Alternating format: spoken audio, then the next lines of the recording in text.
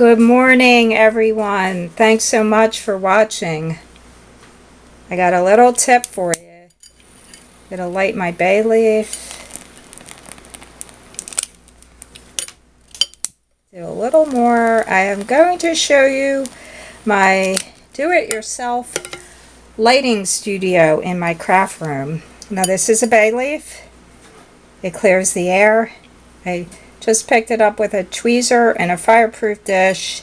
It really puts itself out very quickly. My salt rock lamp here.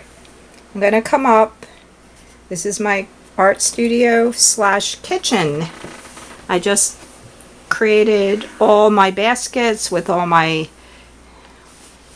supplies. Alright, so here you go. I'm going to put, sorry about this, I'm holding, here's my light. And I'm putting white back there so you can just see this blue gray thing that you're seeing is, okay, hold on one second. Let me take you down to the pole. This is a laundry dryer rack that I purchased at Aldi's. And I do get a lot of my supplies there. I'm going down to the floor to show you. It has a stand. Sorry about the mess, but you know how it is. You try to be neat here. You can't. It's your art studio. So what I did, I took the light. I'm going to turn it on now. Hope it's not too bright. All right, there we go. I took the light and I placed it under here, and I used a bungee cord to wrap the light. So now it really illuminates everything on my craft table. When I do the acrylic pouring, I'm going to take away the white. This is my setup here, so to speak. I'll be making a couple of videos.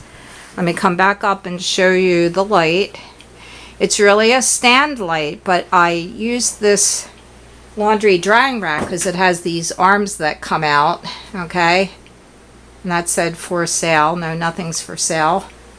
That's going to be used to make some acrylic skins, and I'll show you that. That's not my idea. Someone else told me about it. So I'll just slowly, so you don't get dizzy. Here's the other light that came with the pack. Right there, it's got, right now I have the yellow filter on it, but it just is a stand. Let me move out. See, it stands up. They're a little lightweight though. You do have to be careful because they are lightweight. They can be knocked over, but look at the light this gives. And because the light is overhead, it's really illuminating, it's illuminating the whole studio here. And this is my turntable. It's made of marble, and that thing was heavy. I carried that back from Marshall's. I was huffing and puffing. I'm like, I gotta get more exercise. So anyway, back up to the light. This is how I just attached it very easily. If I want to unattach it, I just undo the bungee cord. If I had taped it with, say, duct tape, it would be much harder. Of course, you'd have to cut it. So the bungee cord are really like just short little bungee cords I found in all my tools. And I really like this a lot because I can move the laundry rack, which is right here. And here's the other arm. It does have 3 arms. I hang sometimes clothes on it if I want to steam some of my shirts on my Etsy shop, so they look real nice.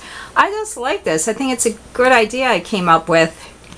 I do like to hack things just because it's more fun, to have a tool and then do something else with it. And because I don't know what to buy, like what kind of tripod. There was one I saw on Artist Till Death.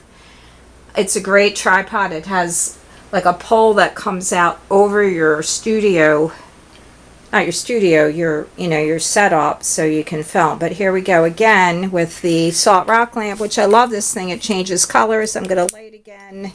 These really clear the air. They extinguish. I see I have it on the little tweezers. And it burns a little bit, but it just makes a nice, I don't know if it's really a nice scent. You may not like it.